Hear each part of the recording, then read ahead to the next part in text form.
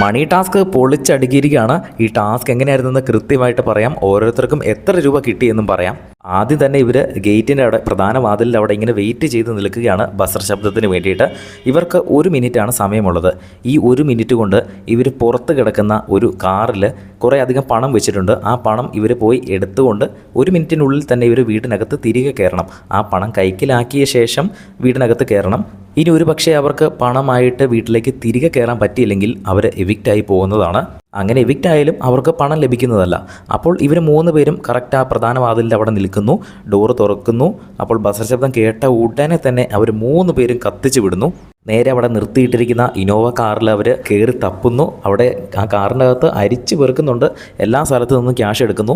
ഏറ്റവും കൂടുതൽ ക്യാഷ് എടുത്തത് അനുമോളാണ്. എനിക്ക് തോന്നുന്നു അനുമോൾക്ക് ഈ ഒരു പൈസയൊക്കെ എവിടെയാണ് ഇരിക്കുന്നതെന്ന് കൃത്യമായിട്ട് ആരോ ഫോൺ വിളിച്ച് പറഞ്ഞു കൊടുത്തിട്ടുണ്ടെന്ന് തോന്നും. അതുപോലെയാണ് അരിച്ച് പെറുക്കി തപ്പി കണ്ടുപിടിച്ചത്.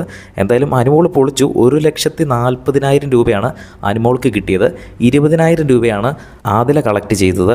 60,000 രൂപയാണ് അക്ബർ കളക്ട് ചെയ്തത്. ഇങ്ങനെ ഇവർ ഈ കളക്ട് ചെയ്ത പൈസ ഏകദേശം ഒരു 45 സെക്കൻഡ് ആയപ്പോൾ തന്നെ അവർ കാറിൽ നിന്നിറങ്ങി വീട്ടിലേക്ക് ഓടാൻ തുടങ്ങി.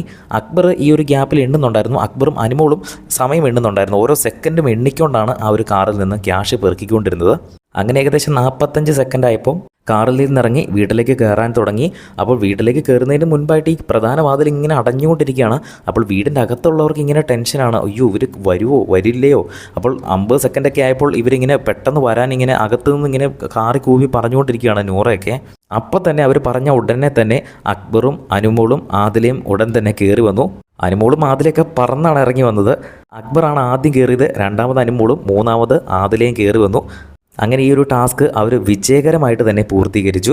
ഇവർ വീട്ടിലേക്ക് കയറി കഴിഞ്ഞും 10 സെക്കൻഡ് ബാക്കി ഉണ്ടായിരുന്നു. എങ്കിലും ഇവർ റിസ്ക് എടുക്കാതെ തന്നെ അവർ ആ ഒരു ക്യാഷ് മൊത്തം കൈക്കലാക്കി.